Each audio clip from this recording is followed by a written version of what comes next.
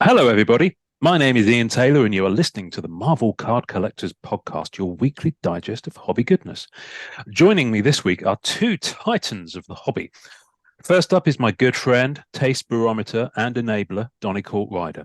Senior writer at Hipsters of the Coast, true Magic the Gathering aficionado, and original art connoisseur. He also has a very fine beard.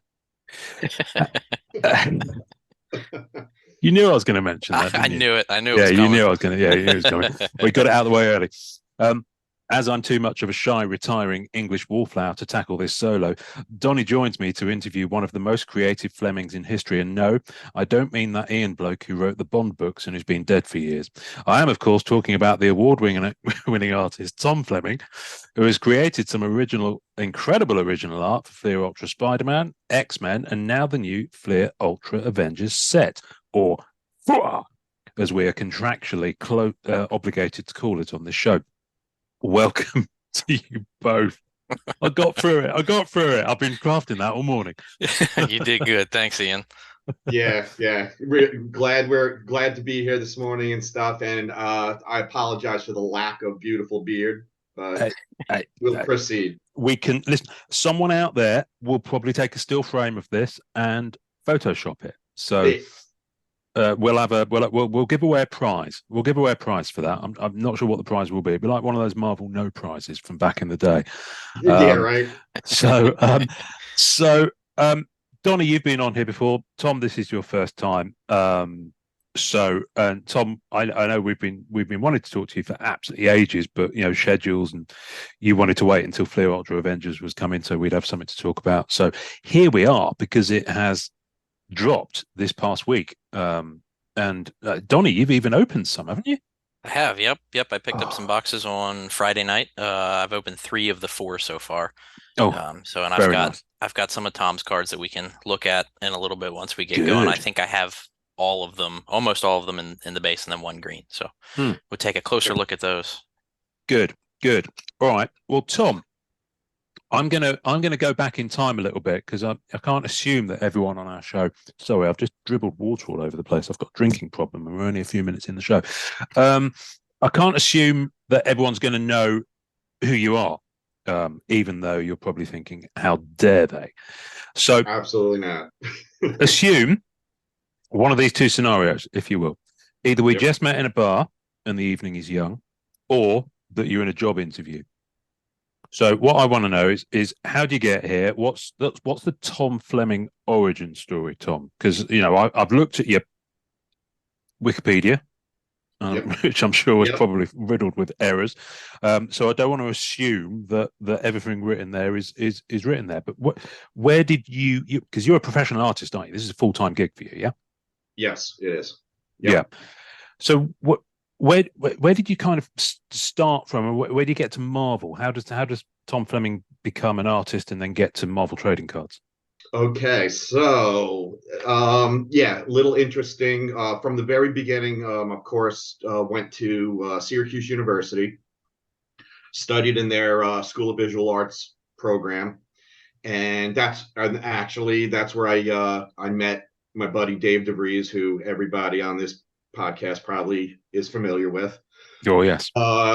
Graduated from Syracuse, and then you're told in art school that you're taught how to draw and paint and all that kind of stuff, but they don't teach you how to run a business. So you get out of college, they say, good luck with everything, and then you're kind of like, what now? What do I do? And I graduated at a time that was probably the worst time in history to graduate from art school, because it was right on the cusp of the computer age, where everything went from old school of literally just like taking snapshots of your work and putting them in an envelope, sending them to art directors. They have a stack of submissions on their desk, and you wait years for them to even get to them, and you most likely never even hear back, and you don't even know if they saw your work. Then because we graduated in the late 80s, I had to teach myself everything about computers, scanning images, Photoshop, even, web design, all that kind of stuff was not part of my education. So it was all self-taught. And then you start dropping your portfolio off. I, grew up right outside New York City and thought that, all right, drop the portfolio off. The first portfolio I ever dropped off was to Alfred Hitchcock's Mystery Magazine. And that was, it was based in Manhattan. And I got an immediate call back. We'd love you to, work on the magazine. I was like, oh, they told me this was going to be tough, And I thought that it was going to be, cover work, because that's what I want to do. And by the way, backtracking a little bit, I never thought that I would work in comics. My goal when I was in college, my dream was to just do fantasy art. I was into, the more realism and dragons, wizards, all that kind of stuff. And then started working at Alfred Hitchcock's, and it was a little bit of a surprise when they said, okay, well, here's your first assignment. And it was the little black and white illustrations on the interior, which they offered me $100 a pop. So after taxes, commuting into New York City and stuff, it was pretty much working for free. But that's what you have to do when you start your freelance career. It's simply, you gotta earn, the trust in the editors and art directors, and get a portfolio put together to prove that you can hit deadlines, et cetera, et cetera. So at the time, that was not enough to support myself. So I sold waterbeds. So I was a waterbed salesman. And and that if back in the day when waterbeds were popular, even at their most popular, it's not like the store was bustling with customers. So I would sit there and paint the Alfred Hitchcock illustrations at work, while at my desk there. So it was actually okay. I was only 22 years old, 23 years old, and it was a start. And then I answered an ad in the New York Times and landed a job designing the costumes and designing logos, costumes, creating the characters, and doing all the merchandise illustration for the World Wrestling Federation. And that's a whole nother story. That at the time, I was not a wrestling fan. I did not know pretty much anything about wrestling, and I knew who Andre the Giant and Hulk Hogan were, and that's about it. And then the next thing I know, I thought that it was just going to be a single job of doing the background to a poster, and a decade went by where at this point, I had no idea that pretty much the most significant work that I've ever done in pop culture was the work that I did in the 90s, which is now known as the golden age of wrestling. And now the characters that I created and designed are now in the Wrestling Hall of Fame. And they're still putting action figures out of those characters. And it's been a really wonderful kind of full circle thing for me that happened during COVID, actually, during the shutdown. Nobody knew that I did any of that work.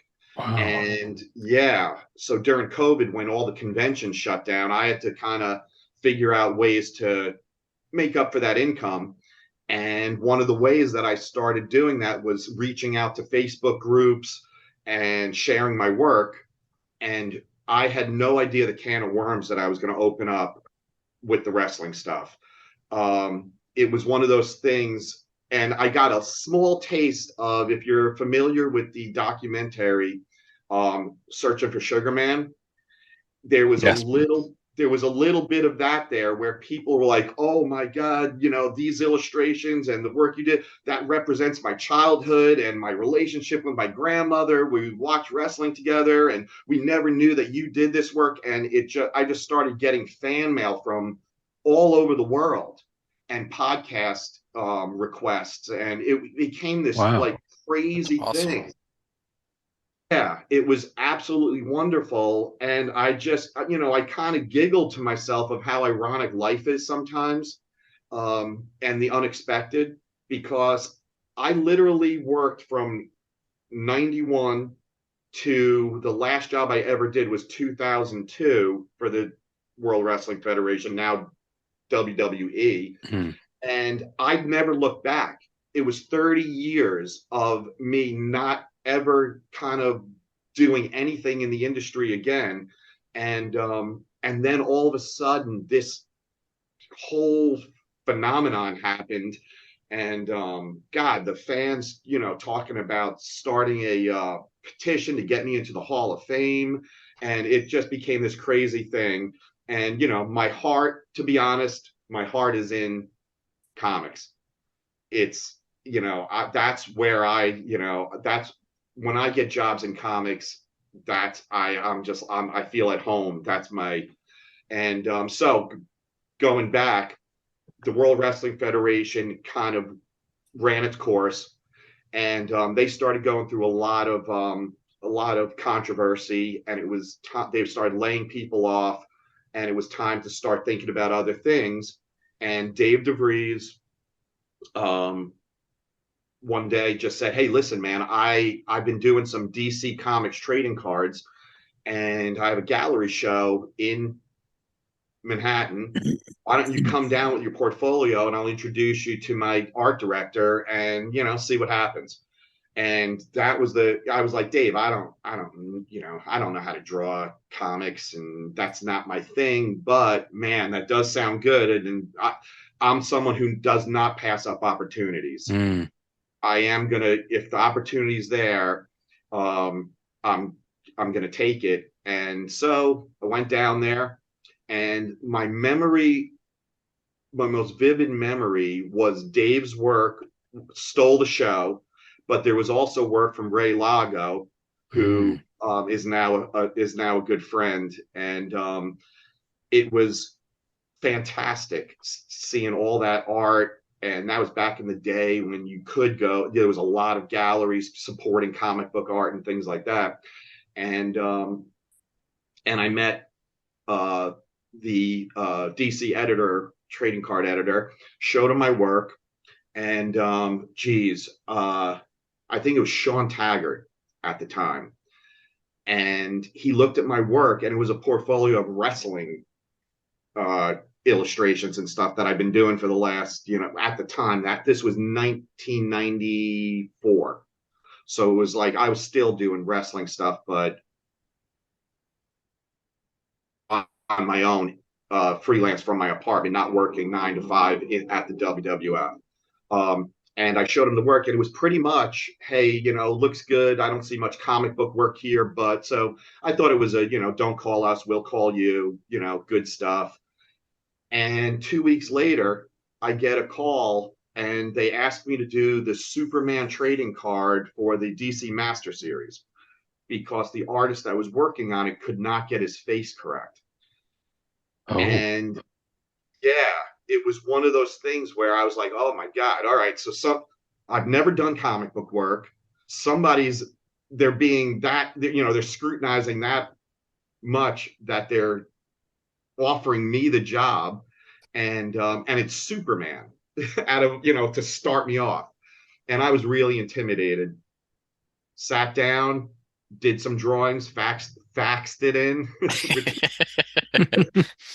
I mean, I know I'm really aging myself here, but yeah, faxed it in, and they immediately were like, "Love it, proceed."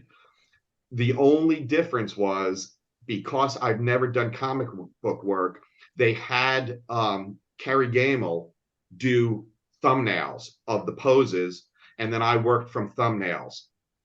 And it was the Superman Doomsday card during the death of Superman.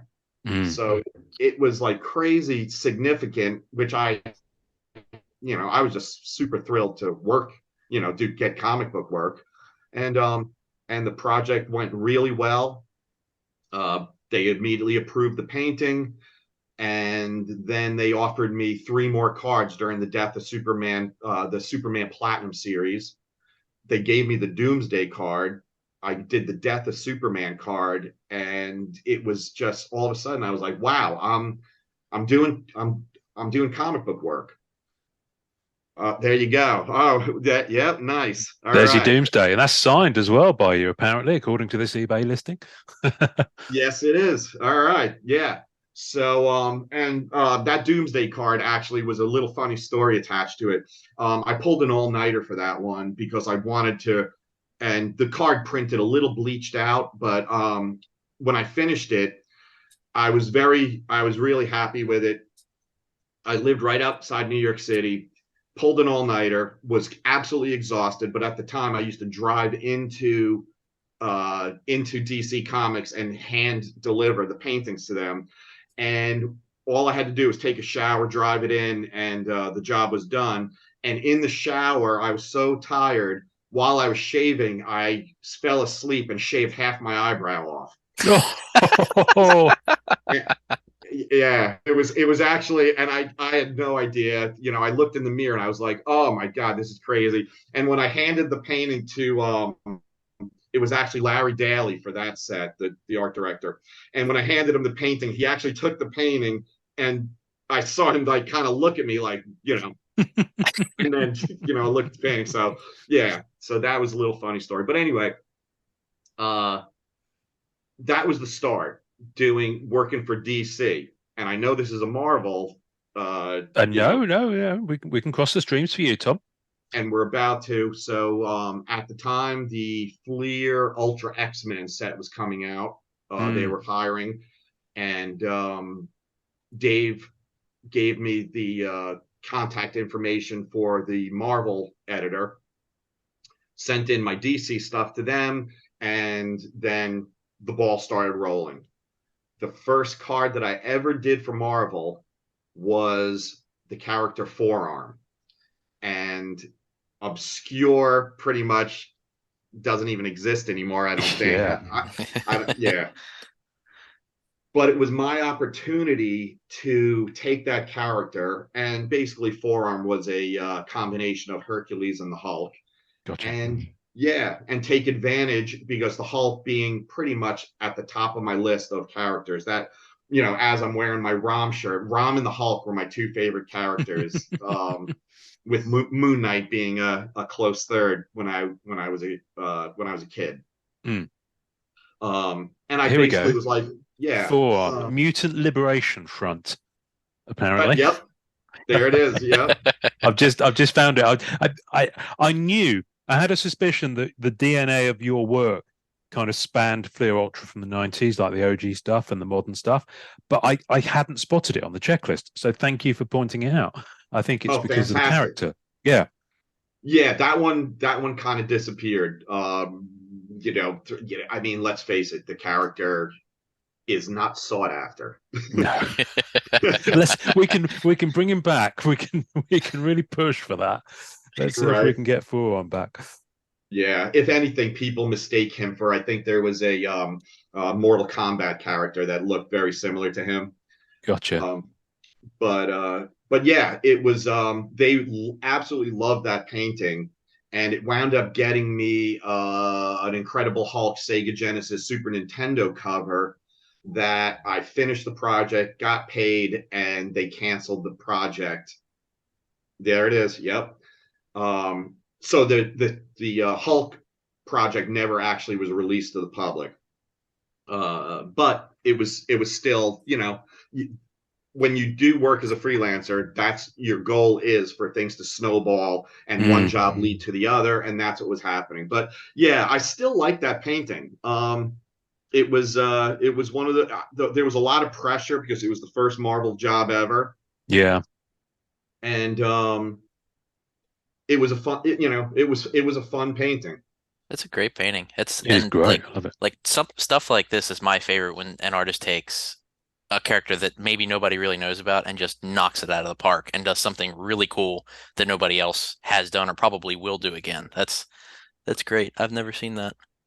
Yeah, and that's what you want to do when you're an unknown and you get these assignments where, you know, there, of course, I don't even know why or what. I got lucky with the Superman card right off the bat with DC, but I knew that, you know, with Marvel and stuff, it was going to take a while before they started giving me, you know, the significant characters and stuff. And that's what you want to do. You want to, there's an integrity that's very important, where I don't care, you know, I don't care what the character is. I want it to leave my studio and be at a certain level, because it represents, you know, let's face it, we put out that stuff to the public, and you have to have a thick skin.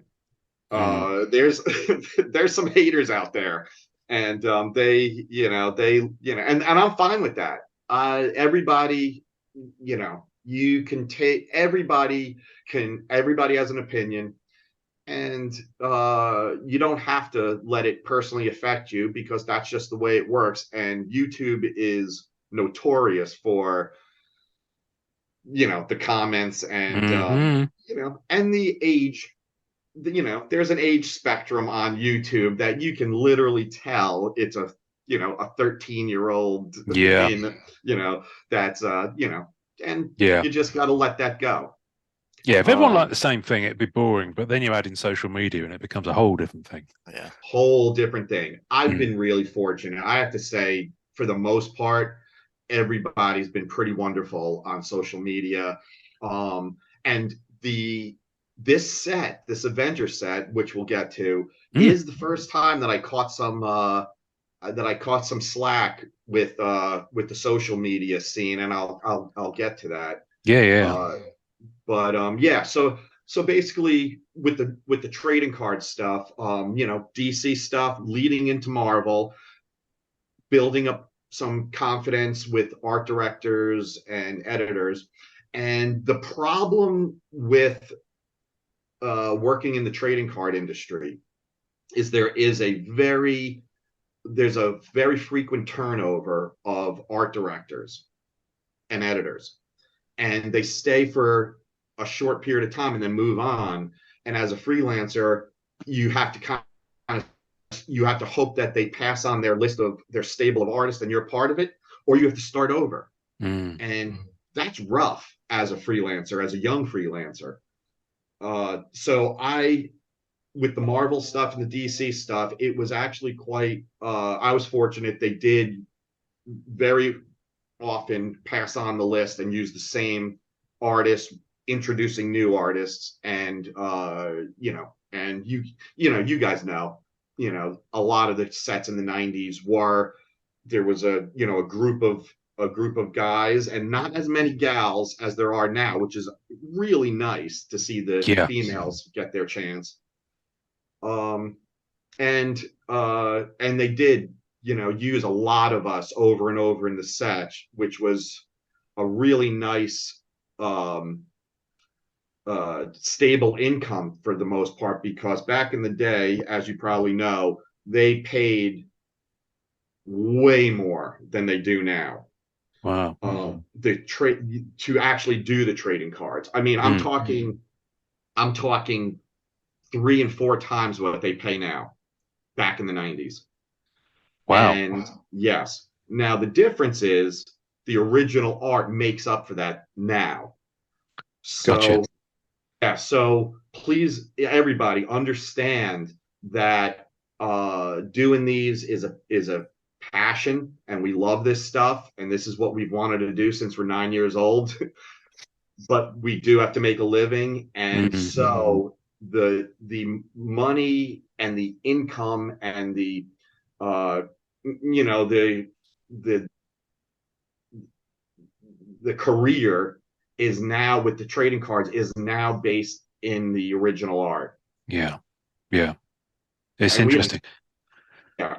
So I'm just looking, you're saying about the team that's around you, and if I just look excuse me, just on that subset, the Mutant Liberation Front, you've got Peter Scanlon, you've got your good self, you've got Dimitris Batelis, you've got Luis Perez, who's still working on cards.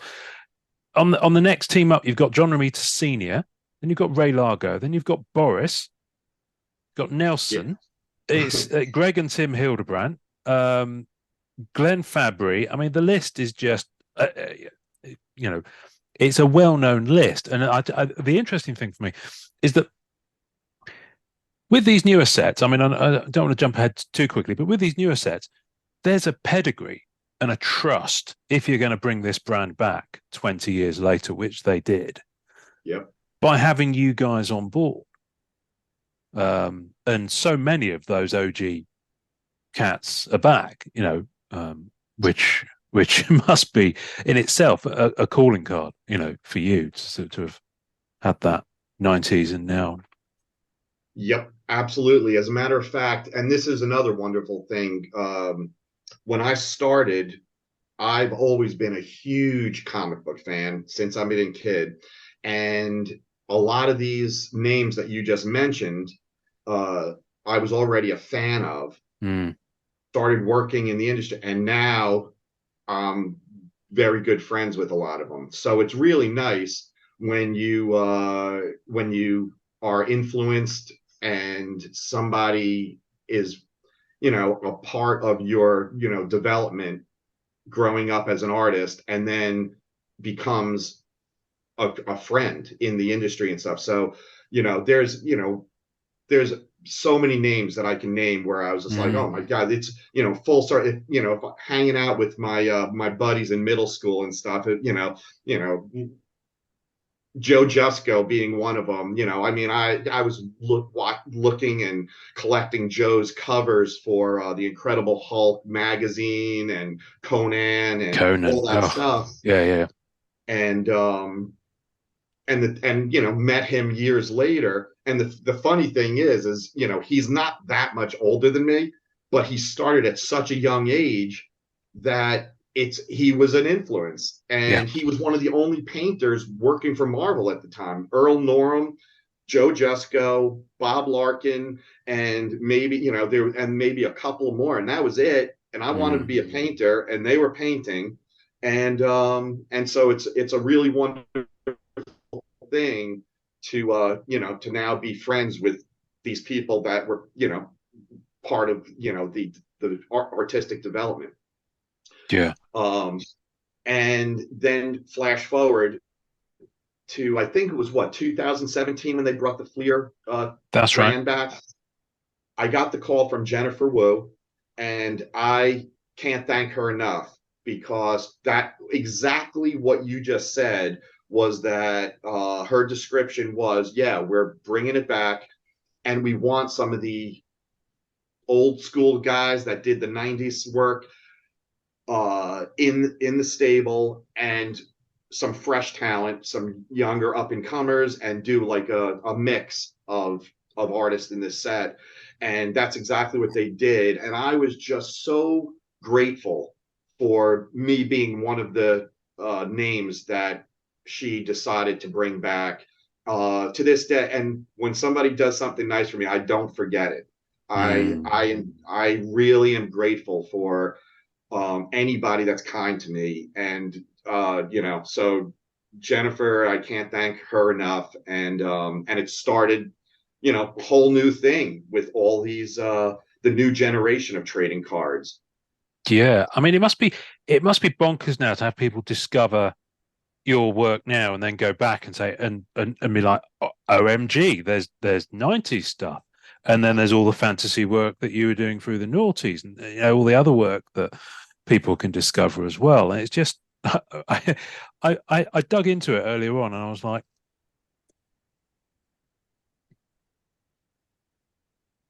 Deathlock. What a great character to have in the base set for Fleer Ultra Spider-Man. Yeah, right. I mean, it's superb. Do you get to choose? This is the one thing I've been meaning to ask, because someone asked it the other day about another set. Do they, like with these newer ones, do they give you an option or a choice, or do they just say, right, these are the characters you want to do? Is it very prescriptive brief? It started out as, these are the characters that we're giving you. Do you want them or not? And you say yes or no. Here's the price, and that's it. Wow. These days, the last, let's see, the last two sets, the last set that I worked on, which I can't talk about yet, of course, because it's I can't mention it without Fleer, without Upper Deck, of course, making the announcement first. Sure. But I guess I've gotten to the point where they just gave me the list and they just said, pick any characters you want. Wow. Yeah. That's awesome. And it is awesome. And it's also a really difficult choice when you're a comic book fan to narrow it down of like, oh my, and I only had time to do 4 paintings. So the choice was this. I said, you know what?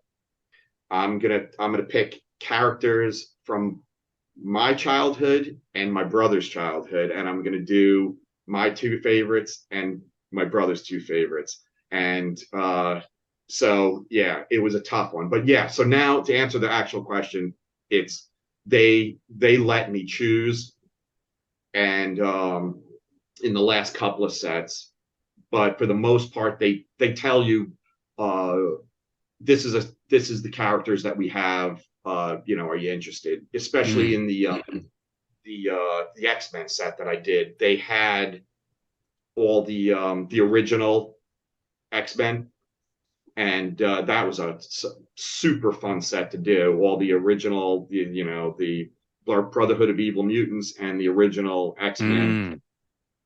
The old yellow and black suit. Well, let's go back to Fleer Archer Spider-Man, because I just want to pause and just check out some of this art. So I'm going to share my screen again, because sure. it's probably better than me holding up a tiny card. Let's start with that Deathlock so that people can get a better look at it, because I can't remember I've read much Deathlock, but one of my favorite Deathlocks I've seen was Joe Jesco did a cover of a 4-issue prestige format Deathlock series back in the 90s, and I discovered that cover about the same time as I saw this piece here. In fact, I think it might have been this card sent me down a rabbit hole of Google Images, and then I saw the Joe one, and then promptly eBayed it and got the 4-issue prestige in, and properly sort of dug in and got into the character a little bit. But I mean, where do you start? What's your kind of process for this kind of character? Because I'm guessing if you're into comics, you'll know the character, so you might have a good idea of where you're going to go with it. Yeah, as a matter of fact, this set, I off the top of my head, I forget what the other. I think I did like 4 cards in this set. You did. You did Wolverine, who I've also ready to show. You did Back in Black, so it's Spider-Man black suit, and you did Adam Warlock. That's okay. So good. This goes right back to the last question. This one, I think, was the first set that they gave me the list and they let me choose my characters. So I've always wanted to do Wolverine. So that was number 1. Number 2, I wanted to do Spider-Man, but I absolutely hate painting that webbing. Oh, I've heard that from so many people. Oh my God, it's and ironically, it's like one of my number 1 cards in this new Avengers set. And I finally I embraced Spider-Man's webbing on this set, but that's why I chose the Back in Black, because I always loved that symbiote costume, the black costume that led into Venom. There we go. So the joys of Mr. Google. Apologies, this is behind the scenes. I should have got this ready. That's the one. We'll go with that version, because it's not the best. In the world image, but you get that. It's the tiniest image possible, but you get it. It's pretty muted. But I was really into that because it gives you a chance to paint Spider-Man with more of a gothic kind of darker feel. So I really enjoyed that. And then Deathlock and Adam Warlock. Those 2 were 2 favorites as a kid that were more obscure characters. Not many people really knew who they were. But they were characters that I always wanted to paint. Adam Warlock being one of the top. And my request, it was the first time that I felt comfortable with, they gave me a newer version of Adam Warlock to paint. And it was the first time that I ever had the courage to say, hey, I love this character, but can I paint the Jim Starlin version? I was a huge Jim Starlin fan when he was doing Dreadstar and Adam Warlock back in the day. And I wanted to do the Jim Starlin costume. So they were gracious enough to say, you know what, do your thing. Yep. And I loved working on this project here, doing, that whole kind of Starfield background. Oh, it's beautiful. So that was a really fun set to work on. I had a great time on that set. Tell us a little bit about the this is probably a really dull question because it's not really an artistic question. How many cards did you have to sign? Because they've got the signed versions of them as well, haven't they? Yeah, it's geez, was it about 50 of each, 49 or something? Yeah, that's it. Yes, that's exact. Yes, it's somewhere between 48 and 50 of each one. Yeah, I think it's 50 of each one, and multiply that by 9 in this set that's out now. And oh wow, yeah, you have to sit down and really crank them out. But at the same time, you have to, and goes into this story that I was talking about where I caught some slack on social media. I'm very careful when I sign the cards because there is a lot of collectors that, say, I got these cards and they're damaged in the pack and stuff. And when you're signing hundreds of cards at the time, it is impossible to literally sign and place each one, but you have to be careful enough to sign and put them aside, and you layer them so that the paint can dry and they're not touching each other and it doesn't smear. But I made the mistake of signing and having the table full of them, done very carefully. But I took a picture of the table because it was I remember cool, this. And oh my God, the collectors started going. I'll save the profanity, but now I know why my cards show up with the dented corners, and there's no defending that because I can say all day long how careful I am, but they have their perception and whatever they're gonna think. And so I was like, oh my God, and I prematurely posted it, and all of a sudden I'm taking down the pictures and scrambling. Upper Deck is texting me, Tom, you're like, oh my God, what are you doing? So yeah, goodness me. But the signing, I remember back in the day when I was a collector and stuff and getting a signed image of my favorite artists and stuff, and they didn't have the actual signed cards in the packs back then. So it must be a really cool thing to open a pack and get a signed card. Yeah, it is pretty special. Donny, have you got any of the signed masterpieces? Yes. Let me grab 2020. One. Yeah, I have one of the Ultra Avengers too. I opened one yesterday. I can grab one of those. Oh yeah, the new set too. Yeah, well, let's grab that. The spare a thought for poor Peach Momoko, whose base set was 90 cards, and there were 120 of each that she signed. It's crazy. It's which is a huge number actually, because everything is. One of the interesting things that you may have seen between then and now, and Upper Deck specifically have very much doubled down on this since COVID, is the fact that everything is serial numbered now. Yeah, there's so many serial number cards. So obviously the signed ones, pretty sure they're all serial numbered, and it's hard numbered, so they'll be numbered by the time you get it. So it's kind of got a double whammy for a collector. If you get a serial numbered card, it's always a nice thing, especially if you're into that and if you're into the set.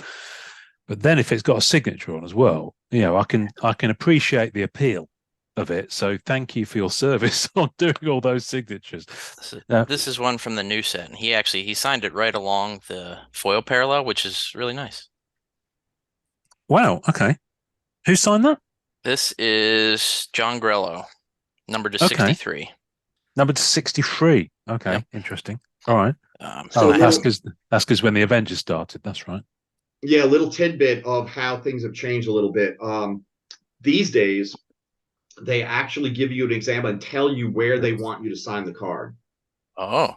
So we do not have our choice of where to sign the card. They tell us, and generally, it's through the top from the bottom up. It's a third of the way up across the middle, generally. Yeah. So yeah, they actually give us a sample image with a signature on it to be like, sign in this color, this in this placement. And they didn't do that back in the day. And back in the day, I think there was only one set that they asked us for our signature, and they actually printed the gold foil across the middle. Yeah. They did that. Yeah, most of they still do that with masterpieces. They do a gold foil signature series on that. But yeah, Masterpieces 94 had that. Fleer Ultra Spider-Man 95 had the printed signature version. That's it. Yeah. That's it. I can't remember if Fleer Ultra X-Men 95 had it. I don't think it did. And listen, some of these signatures are works of art in and of themselves. I refer you to Simone Bianchi's signature, which is just gorgeous in whatever context you see it in. So Fleer Ultra X-Men 2018. So you did, I think you had one base card, which was Deadpool, which I don't have a copy of because it's not a set that I've kind of chosen to go for. But you did that 10-card chase set, the originals that you mentioned. Yes. And you got to have some fun with this. I remember you posting these into the group because when I set up the groups, they're not long started, and you were posting some of the original art, I believe, and some of the original pencils in there as well. Yes. So that set was the first set that I really felt, one, they gave me, it was 9, I think 10 cards altogether, 11 cards. Yeah. 10-card chase set. Yeah. Yeah, it was a 10-card chase set. And one of the deals was I don't know how familiar everybody is with my work, but one of the things that I've done outside of the trading card industry was I did a series of JSA paintings of the Golden Age JSA characters in a more modern version. And nice. I've become known at taking these Golden Age characters that have not been painted. Pretty much Alex Ross is the only one that's painted them in a modern kind of feel. And Upper Deck saw that stuff, and they thought that it would be a great idea for me to take the Silver Age X-Men and do the same thing with that set. So I was thrilled to do all the original X-Men. And part of the deal was, I said, you know what? The deadline was pretty tight, and I was very hesitant about accepting that assignment because I am not the fastest painter around, and I am very serious about my deadlines. And when somebody hires me, I take my deadlines really seriously, and I do not want to blow a deadline because I have a lot of pride in professionalism. Yeah. And I know that artists are notorious for being difficult to work with and maniacs, to be quite honest. I'll be a maniac in my personal life, but professionally, I want all art directors and editors to know that I can hit a deadline and be professional. So that's all considered when somebody offers you a job. And I was like, wow, the time frame was pretty short, and it was 10 cards. But I said, you know what, I'm gonna give it my best shot. And I said, I would love to do the X-Men, but can you do me a favor? If I take this assignment as a favor, can you give me the Deadpool card? So that's why it was only one base card. And then it was a kind of deal that we made. They did me a favor of, because I wanted to, Deadpool's such a, popular character. And they did me a favor of giving me that Deadpool card by accepting the job. Nice. That's cool. Nice. Yeah. I'm just gonna get that Deadpool image up because I couldn't actually. You see, I keep getting these whenever I Google Deadpool, it always seems to bring up the PMGs. Here we go. This is actually from your Facebook page. Let's get this on the screen so that folks can. Yeah, I love it. I love it. You've had fun with that, haven't you? Look at the way you've done the light on that as well. Yeah, that was the first one that I think Upper Deck. I originally had him holding a gun, and that was the first time that Upper Deck told me to replace the gun with a knife. And where they started putting things started getting a little bit there was more rules. Right. It started out as don't point a gun at the audience. If you're going to use a gun, it's got to be pointed up and away. Then this one, they actually said, replace the gun with a knife. Interesting. That works. Like it. Yeah, a lot of that was kind of like, hey, let's have fun with the anatomy. Yeah. No, that's great. Sorry, there's a momentary silence while we just take in the image. Yeah. Which is great. Do you on the originals for these, have you so you obviously got to keep them. Have you since sold them on? I have sold, they sell pretty quick. I've sold every one of my trading card originals with the exception of this Avenger set. This Avenger set was an exception where I sold 3 out of the 9, and I still have 6 left, which I am going to start selling very soon. Sure. And I still have the original to the 3x3. Right. Okay. Yeah. Yeah. Now that's 3x3. Now that's quite a tell us about the conversation about that 3x3, because I've seen you comment elsewhere in the last few days that was quite a tight time limit.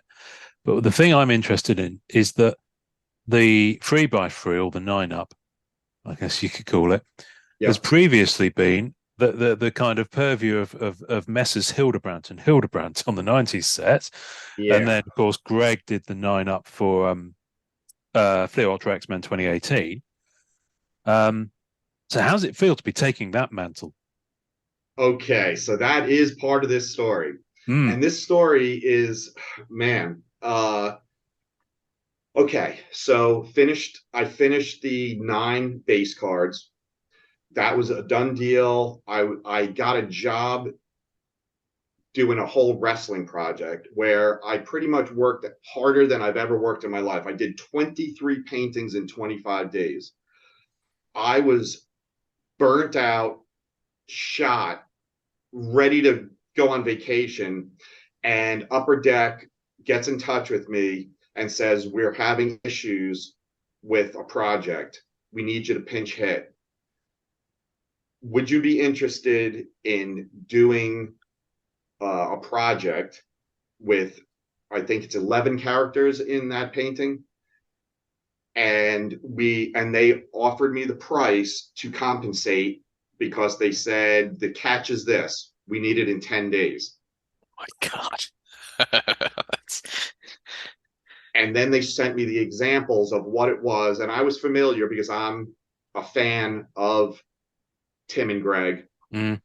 And when I saw what it was, I was like, okay, if somebody, first of all, I barely do 1 trading card in 10 days. That's just, it seemed impossible. But the thing that was the one, it was a job that I couldn't turn down. I was like, they are trusting me to take the mantle, as you referred to it, from the Hildebrands, from Greg. And I was so honored. And I don't back down from challenges. I said, there's no possible way I could say no to this project. And I said, there's no possible way I can finish it in 10 days. But I didn't say that to them. I really just said, okay, I'm going to do my best. And they understood how impossible the task was. But I'm someone that once I take on that, once I say yes, the pot of coffee goes on. And I was working pretty much 18 hours a day. Oh. I worked pretty much around 16 to 18 hours a day. Canceled vacations, like in that 10 days, I forget, something was going on personally that I had to cancel.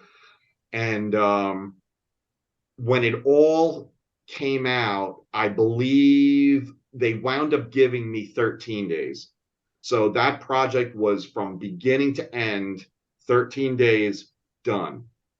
And it was one of the proudest moments of my career, that who I took the mantle from, the amount of time, and let's face it, the characters, my God, the Hulk, Thor, Iron Man, Captain America, I mean, it was just one of those kind of dream projects. And of course, as a freelancer, you never get the combination of the dream project with the deadline you need for the most part.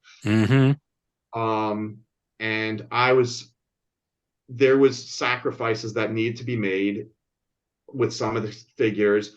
And a lot of people don't realize that that all these factors come into play when you're working on projects. And some of them, I had to make choices of which ones I was going to put the time into and which ones had to be sacrificed. There were some of them that I literally had to paint. I was like, from beginning to end, this character needs to be done in 2 hours, drawn, painted, everything. And that's just that's the nature of the beast. You can tell I put a lot more time into Captain America and Thor than I did into Captain Marvel. Cap right there. Yeah. So that was a challenge. One of the biggest. And now it is going to be offered as not a limited edition print. It's an open edition print, but I think of only 100. I signed 100 prints that Upper Deck will be selling. I'm sure now that the set is out, they're going to be announcing that at some point. Yeah, definitely. They've given you the rainbow foil treatment as well with the cards. So Donny, you've got some of these in hand. So let's just have a look at this, because not everyone gets a rainbow foil treatment on their cards. So I'm unfamiliar with this. I'm unfamiliar with the technicalities of the trading card, the way the sets come out and the rainbow foils and things like that, the rarity.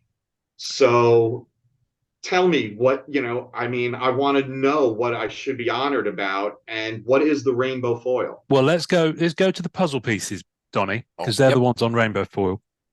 So basically with this one, rainbow foil it's if I get it in the camera. It's very difficult to catch unless it's in hand. It's beautiful because as you move it, you have literally almost the rainbow effect in the colors and the way it reflects in the foil board.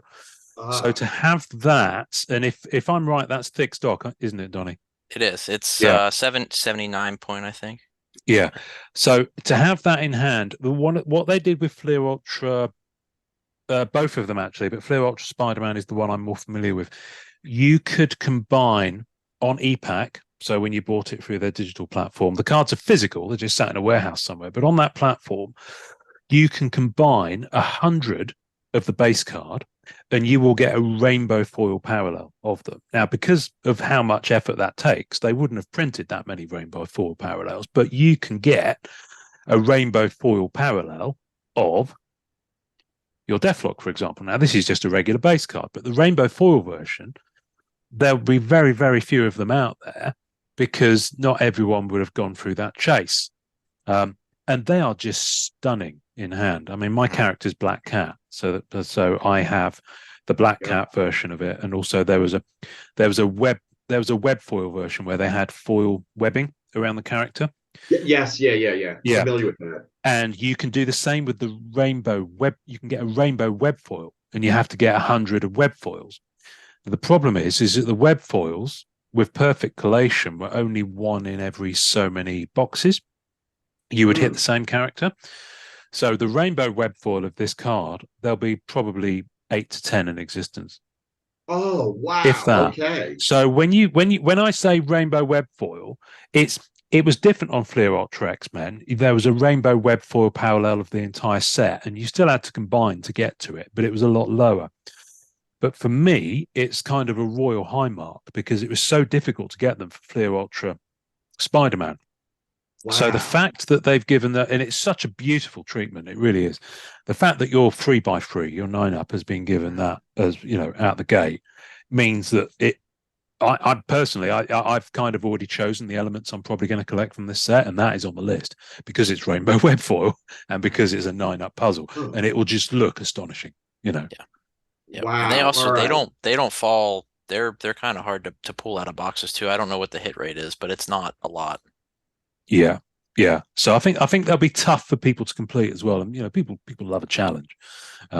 So yeah, it's brilliant. But in terms of the base, because you did hold up some base there, Donny. So Donny's kind of my my. On the game show they have people holding up the prizes. I'm Van. Donny. This is Donny. Yeah. So we've got Black Panther.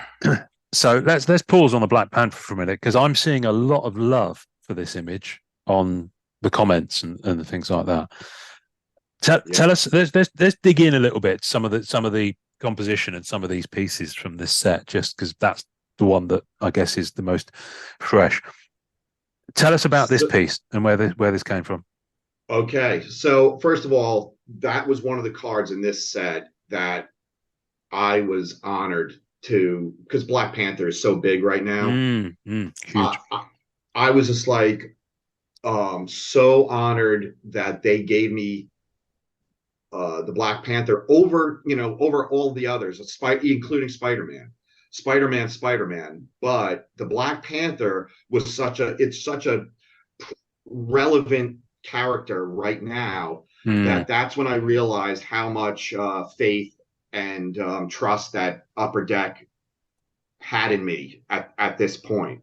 So that lends itself to some pressure of, I've never painted Black Panther before, and my God, I'm like, all right, what do I do with this character in a trading card that's going to be, shrunk down, this, and I pretty much wanted to do kind of a regal type of pose, but I really had that need to do that jungle, a very, very intricate jungle background.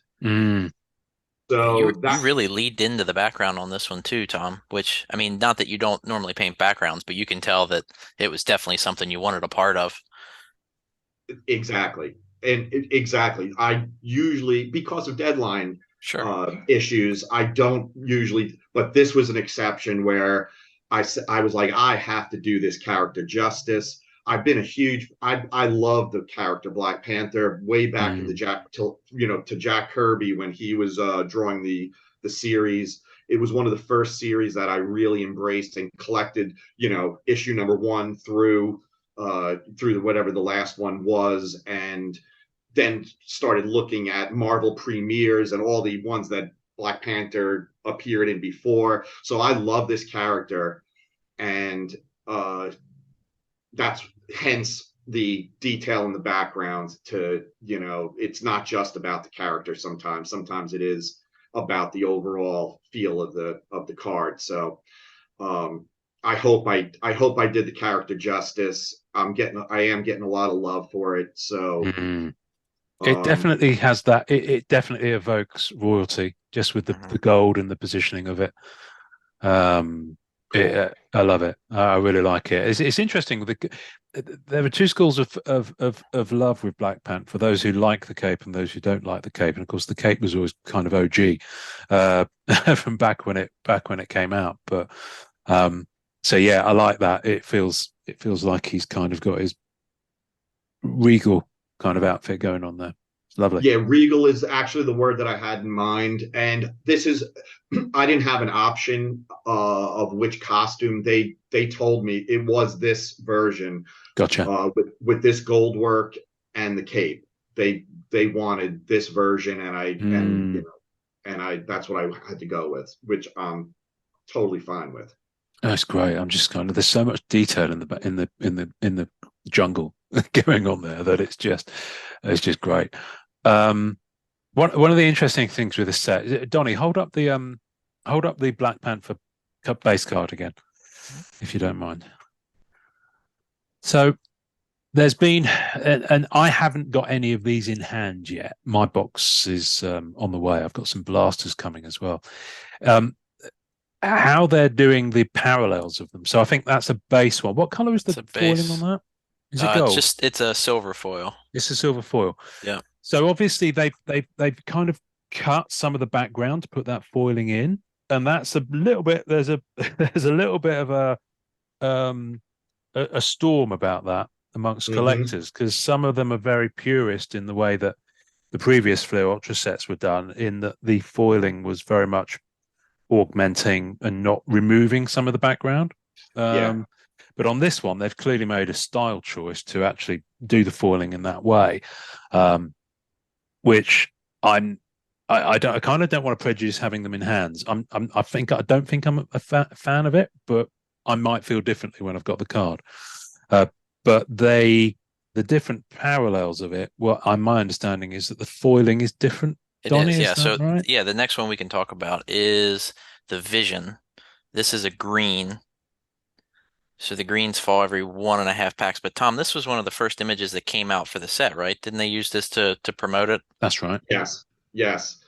And not only that, but I can't tell in the image, but okay. So when they released it to promote the set, they isolated the image and created a whole different background where my painting has that cape going into a concrete wall, and he's coming, and it was a really kind of odd thing, because when you isolate that, take that wall out and just put that background that they put, it almost, the pieces of his cape were kind of floating in a kind of awkward position. So right. I wasn't sure how the fans were going to receive the image of like, well, this wasn't my choice, guys, this was something that was done to the card. And I think most people focused on just the actual figure. The concrete made its way back, so it has your background in there. And this is another one too, I noticed just from looking through your cards, where you have the character that's like breaking the frame, like he is literally moving towards us. I've noticed that's a thing that you seem to really like to do, and it works really well at trading card size. Yeah, and that I will 100% give credit to my buddy Dave DeVries, who was masterful at creating that forced perspective and pretty much the in-your-face kind of feel. Yeah, I don't exaggerate and do that as much as Dave, but it's certainly, he was doing trading cards before I did. And to be honest, I think Dave did some of the best trading cards ever done in the industry. His Marvel masterpieces and some of the other paintings that he's done. And so anyway, he's it's nice when your buddy is a big influence on you, and I have to give credit where credit's due. The perspective thing was definitely originally from my respect and admiration of the way Dave handled trading cards. I would say on that point, just if anyone's not heard it, go back and check out episode 4, because Dave walks us through the perspective and the design of his Namor card. from Marvel Masterpieces. That is a gorgeous piece. To my mind, and I'm not a fan of Namor the character. I'm not a fan of the visuals of Namor. It just doesn't float my boat. But that card is for one of my top ever images on a Marvel card. It's just the way that, I mean, Dave describes it better than me, but just the way the eye flows across the piece. So I posed for that card. me and Dave, for reference, we would pose for each other, and so I, back in the day and stuff, I posed for that Namor card, and yeah, there was man, that is one of my favorites of all time, also. Mind blown. Mind blown. I've been admiring your form all these years, Tom, and I never knew it. Yeah, me and Dave. So I'm gonna grab a piece right off the wall in front of me where you guys can't see. Yeah. This is a painting that I did way back when, and this is a painting that Dave posed for. And this was for the Ultra X-Men, or no, Spider-Man, Ultra Spider-Man set. Yes. And this was one of the proudest moments, because with back in the day when me and Dave were in Syracuse together, learning, wondering if we were even going to make it as professional artists, we sat on the roof of our studio overlooking Syracuse and wondering, like, yeah, what's in store for us, this and that. When this set came out, remember back in the day when they did those 4-ups, yes. where they chose, out of all the cards in the set, they chose one of mine and one of Dave's, and we were on the 4-up together. That's cool. That is such a significant moment for me and my friend, being on that 4-up together, to the point where I had to seek it back out years later and be like, I mean, it's hanging up back there. Yeah. And so, yeah, that was one of those things where, like, oh, Dave, I think we've made it, that kind of thing. And it was nice to make it together, not just individually. Yes. I'll grab one more piece to show you guys, since it is. I'm fascinated by the stuff on your walls. I can imagine it's an Aladdin's cave of gloriousness in there. So here's a birthday present that Dave gave me years ago. It's his Marvel Masterpiece Thor painting. Oh, wow. So yeah. So we go way back. And it's nice to be a fan of, one of your closest friends. Oh, absolutely. That's awesome. Absolutely. Wowzers. Sorry, my mind's blown now by that. See, this is why. All right. What you've just said is why, one of the reasons why we do this podcast, is because that kind of history, that oral history, that tidbit of information is DNA. It just adds so much color and value to the experience of owning the cards for collectors. So, it's which is when we spoke to Greg, when we spoke to Julie and Boris, they've all got these little stories about how things came together, and there's this patchwork of DNA where they all cross. And you've just revealed another one. Yeah, without a doubt. So yeah, one of these days it would be really fun. It would be really fun to show our photo reference with the paintings. And me and Dave used to actually do appearances at universities and conventions, university, things like that. And we used to do a dueling slideshow. Of his Wolverine, my Wolverine, and we used to do the same characters and flash on, because we work so differently. Yeah. He's very stylized. I work a bit different. And it was a really fun way to share stories of showing, he posed for this, I posed for that, and go back and forth. And to this day, I know, let's see, I'm trying to think of this Avengers set. To this day, I still use old photo reference of ourselves in new paintings now. And off the top of my head, I'm trying to think if I used any on the new paintings, but some of the shots were so good. It's all in there. It's all in there. Yeah. Yes. So yeah, there's Dave DNA in the set. That's it. That's enough for me. Take my money now. What's the what else have you got there, Donny? Because Donny's got pretty much all of yours there. I do, yeah. I did. Out of the 3 boxes, there was one of each. I really like this one, and it goes back to the Force perspective. It's kind of an obscure character in Spectrum, Monica Rambeau, that showed up in WandaVision. Yeah. But wonderful. I love this painting because you feel like you're this tall looking up at her after she like just landed, and I love a good depiction of an obscure character and somebody doing something new and fresh. Okay, so that is an awesome thing to hear from me, because out of all the characters that I painted in this set, this was the least familiar that I was with. This character I was very unfamiliar with. I was more familiar with the older look that they had of her, with the headband and the longer, darker hair. But this is the version that they requested. And I'll be honest, that painting was the last one that I did in the set, and it wasn't real close to me.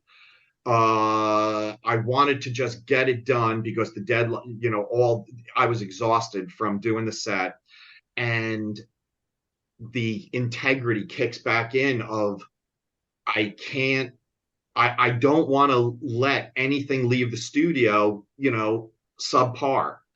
And I was worried about this one because I did that painting was a 1-day painting. And when I start getting positive feedback on a painting that I questioned, did I let something leave the studio that, and so by you saying that reassures me, like, all right, I'm good. Yeah, no, I really like that one. And awesome. Not, I like them all, but it was for, I look at a lot of artwork. So when something jumps out and like, hey, that's different. And it's super simple, but it does what it needs to do. Like, it works big and it works small, and it's got everything going for it. I think you really did, even if it didn't feel good at the time. You did it well. Well, I can't tell you how much I appreciate that. It's not that I didn't feel it. It was one of those things where after I did the 8 other paintings, right. and it's just when the deadline is approaching and the stress of the deadline, sure. And you're at the end of the project, your mortgage is due, and we have a 60-day wait on getting paid for this stuff.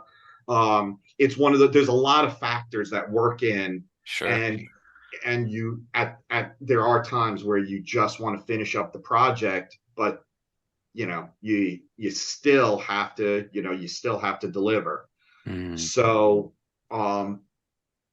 like I said, I was questioning, did I let that one go a little bit, and it's fantastic to hear that wasn't the case. So it just was a character that I was unfamiliar with. It's not that I didn't care about it and didn't want to do a good job on it.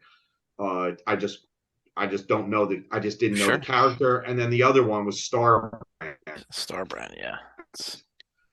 Which I wasn't familiar. You see, like I said, I haven't seen all of the cards yet, so this is literally my first time seeing this artwork. There's a lot of really deep cuts and obscure, like even like the Novar auto that I opened. I'm like, I don't know who that is. I've literally never heard of them before. So there's a lot of interesting, deeper cut characters. Now, Starbrand, for me, because I'm one of the few, the proud and the few New Universe fans.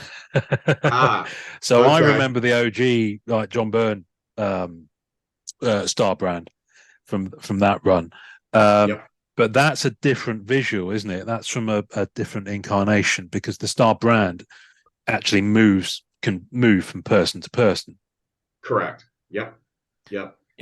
So who's that one? This is, let's see if it says it on the back. Because it may say, I think you're the holder or the wielder of the Starbrand at any one time. Anomalous event. Kevin Connor is this one. Oh, okay. And he learned, here it says Comic Universe. He learned his origins from ex Nihilo, who was in the 2020 masterpieces that Dave painted. Yes. Revealed he was behind the White event, which occurred when he tried to make Earth sentient. Connor kept close and joined the Avengers. Wow. Okay. Yep. There's a whole lot of history there that I probably don't know. I need to go and get some reading done. And then who's next up? I think Tom, you told me this was your first one, right? She-Hulk? Was that the first painting you did? Of this set? Yep. Yep. That's what I thought. So I love the character She-Hulk. I think, and I don't remember the timing of the TV show of when it came out. I think the TV show was recorded but didn't hit the air yet. So I wanted to do a character. I certainly needed a warm up, and I didn't want to jump right into Black Panther, Spider-Man, those two big ones immediately. So She-Hulk was one of those characters where I was like, this, I knew that I wanted to have her doing something with the tank, holding up a tank. And it was what I thought of as a warm up, and I'm getting some really good feedback on that one too. Yep, it's really cool. I had a good time. I had a lot of fun with that card, and it gave me, after doing that card, it really gave me some juice to look forward to, really diving into the project. I love it. I'm sure there's a push and pull too, Tom, isn't there, between like putting in the tank details and like you talked about with Black Panther, of being able to make it, read really well at a full size painting, but then also legible at trading card size too. Yeah, exactly. Yeah. So, and then there's always the challenge of keeping it simple enough where it reads as a tank, and then try finding some photo reference of the underside of a tank. Right. So you have to make up, and it's like it's a little challenging with getting the job done with deadline, and then also knowing that it's getting shrunk down to trading card size and still has to read clearly. Yeah. Wonderful. What's next? This is brilliant. Half of these I've seen, half of them I haven't. This is Tigra. Oh, now is it Tigra or Tigra? So I've always said Tigra. Okay. But there has never been a definitive answer. I don't actually know. Yeah, I'm not sure. I don't mind either way. She looks cool. Yeah. So this one here, Tigra was a character that I've known forever, not very attached to, but I was known back in the day for doing a lot of pinup type of art, and this gave me a chance to get back into that kind of that pinup style. And still, the one thing that I do not want to do anymore is I don't want to do art that focuses just on the sexuality of the character. That's not that I did that thing back then and stuff. And now it's more about the character. So I wanted to create that pinup look, but really more focus on the elements of the character that make the stripes, the claws, the hair. And I wanted to create a mane like look. She's a cat, so I wanted to really exaggerate the hair to kind of look like a lion's mane, and have fun with it, and then still do that out of focus background that pops the character off. And I think you do a lot of female characters in your personal work too, don't you? I did. I do. Yeah. With some of like the longer pieces that you've done, and that I know from IX, it's a lot of them, very dreamlike and storytelling. But it's cool to see that adapted over not just male superheroes. It's nice. Yeah, exactly. Yes, those my fine art pieces that I sell as giclées and things like that. Yeah, those are all female characters for the most part, and under various themes. Yep. You've just helped with another. I've never known how to pronounce that word. How did you pronounce it? Giclée? Giclée. Yes. Yeah, I've never known how to say that. I've always avoided. When you don't know how to pronounce a word, so you go out of your way to avoid saying it. Yeah. Yep. So yeah, giclée. It's basically French for Right. inkjet. Okay. Fair enough. Yeah, a lot of so technically, and I stick very closely. I do not use the term giclée without the parameters of what a giclée is, and it's an archival process on archival medium with archival inks. It is actually not just an inkjet out of your printer. Yeah, So Right. so I'm when I use the word giclée with my art, it means that yes, those I'm sticking to what it actually is. That I've learned something new today, which is brilliant because I've never understood that. So thank you. All I mean, I right. could have asked Donny Yeah. because Donny knows all this stuff. Donny's into his fine art in a big way. What's Yeah. next, Donny? Next, What we we've got? got Falcon. Yep. Oh, brilliant. The So birds in the yeah, sky. Falcon. That was another one. And the one thing that I really loved about this project was that it was all the versions of the classic character that I grew up with. So there's a lot. I don't mind painting the more modern versions sometimes, but there's some. I mean, let's face it. If you get to paint the characters, the versions of the characters that, that when you were a kid, that influenced you as a kid, you're gonna be more attached to it and Yeah, put yeah, more yeah. into the project. And this set was that with all these characters. It was all the Yeah. all the classic versions. And like this is Clint Barton in the Hawkeye costume, but there's also a Kate Bishop, and I think there's even Bring it closer. Bring it closer. another Hawkeye card. There But we you go. see, it's this one is specifically Clint Barton. Yep. Yep. See, I love that. I love that perspective It as is well. the big moon in the background. Yeah, yeah, yeah. No, just looking down the with the bow and the arrow as well. It's lovely. There's quite a lot of He's layers another to that. character. Yeah, he's another character that I've been wanting to paint for a while. Can I just take a moment with that and the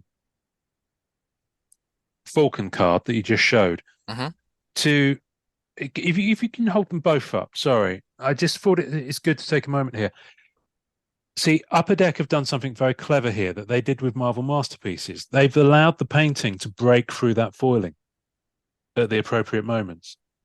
So they've not completely covered it up. So you've got the birds that are over the foil. They haven't gone over them with the foil. They've actually brought them forward, and they've done the same with the Hawkeye on the right there. So whilst the stripes have their concerns, I think it's fairly safe to say that they've made that work. They've not completely just steamrolled it over the background of the character. Yeah, I wasn't sure I was gonna like the stripes, but I really don't mind it having that. I mean, and then when you get to the parallels, it's gonna make for an interesting looking rainbow. Yeah, I mind it less having seen you hold up more of them, if that makes sense. Yep. Especially with Tom's work on it. I'm just blowing smoke up your ass now, Tom. Right, what else we got? We have one more. Oh, that is Spider-Man. Yep. You've got it upside down. Nope. I'm kidding. Yeah. So it was in the pack like this though. Like they did. Was it really? Remember the black cats that got flipped in Masterpiece? Yeah, it was in the pack upside down. Ah, interesting. So this card, there's a little story behind it. Yeah. I caused some problems with this card. And I know this story. It's good. So I did the sketch, sent it in, got approved, did the painting, and then Sam was like, there's going to be multiple tiers of approval that this painting has to go through, because originally I painted the Chrysler building behind him, and we're no longer allowed to do trademarked or copyrighted images. I had no idea that buildings would be part of that. Yeah. And for some reason, it was just a weird thing that I've always wanted to paint Spider-Man with the Chrysler building. Not the Empire State Building, but the Chrysler building, because of the Art Nouveau. I'm a huge fan of Art Nouveau. It's a beautiful building. Yeah. It's a beautiful building. It's Art Deco. And I was like, wow, that would be a really interesting background with New York City. You know, growing up right outside of New York City, I wanted to do that landscape. So I did this and the paint, and then Sam was like, oh boy, okay, we have to go through. There was a whole legal department, not just Marvel approving it, not just Upper Deck approving it, but they had to go through Marvel's legal department. And the I waited, I mean, I think it was a couple of months of approval before I finally got the word that it's not good. I had to go in and actually change the structure of the building so that it wasn't technically the Chrysler Building, it wasn't technically the Empire State Building. And so what we decided was to take those archways, the design from the Chrysler Building, and square off a bunch of those archways. And yeah, it's so all yeah, Gotcha. exactly. So there's elements of Chrysler Building, there's elements of Empire State Building, but it's not any of those buildings. It is a somewhat generic building, and finally it got approved, but it took a long time before I was able to. Yeah, it was a long time, and I felt so bad that I mean, it just put unnecessary layers of approval on the card. Fortunately, it was Spider-Man, so it was worth it was worth it. It wasn't, a more obscure character. It's like, oh my God, why did we do this? Yeah. And you actually, toughed it out and did the webbing. And I did the webbing. Yep. And actually, I have to say, in that card, I even enjoyed it somewhat. So yeah. Well, there you go. There you go. And I did want to do something a little bit different. I thought it would be kind of fun and interesting to have them upside down. And so, and of course it creates a little bit of, yeah, exactly. That is lovely. I've got, where are they all? I've got my black cats here somewhere. So,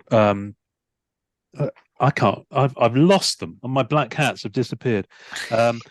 Dave Palumbo did his black cat for Masterpieces 2020, and she's upside down coming through a kind of a skylight. It's here somewhere. I don't know where they've all gone. Anyway, she's upside down coming through a skylight. And when I got one of the printing plates, because they not every set, they've done it with this set, they released them and they put them in the packs. And for a character collector, that's an essential to have at least one of the printing plates. I mean, all four if you can get them, and that's a bit of a challenge, and I've done it on a number of occasions. But for Marvel Masterpieces, I got the printing plate and the sticker on the back that says 2020 Masterpieces Black Cat, card 23, magenta or whatever it is, was on the wrong way around, because whoever had put the sticker on had looked at it and gone, oh, okay, it's got to be that way around. So it's just quite funny. You sometimes do see that. So we'll have to pay special attention to the backs of the printing plates for this one when they come out. Yeah, that's cool. That's interesting. And I knew it was gonna cause some kind of like a little bit of interest and issues or whatever with people and saying, but I like the fact that it kind of does work both ways, upside down and right side up. It's part of the fun. Yeah, it does. It's yeah. He's hanging or he's walking a tightrope, because you got a little bit of web right here. You can see it in here. Yeah. And I'm glad they didn't crop that out, because sometimes you do little things like that and they crop it out and then it kind of loses that that effect. But I also did the hands going off the page, given that feeling that he's kind of like, is he holding himself up between buildings, or it's the actual sides of the card, that kind of thing. Yeah, that works quite well. I mean, I'll tell you what, the thing is with this thick cardstock, Tom, it's a bit of a commitment if you're going to go for the set. Okay, so I have a question about this. This is heavy. Yeah, these are your 9 cards. This is 9 cards. Jeez, it's kind of crazy.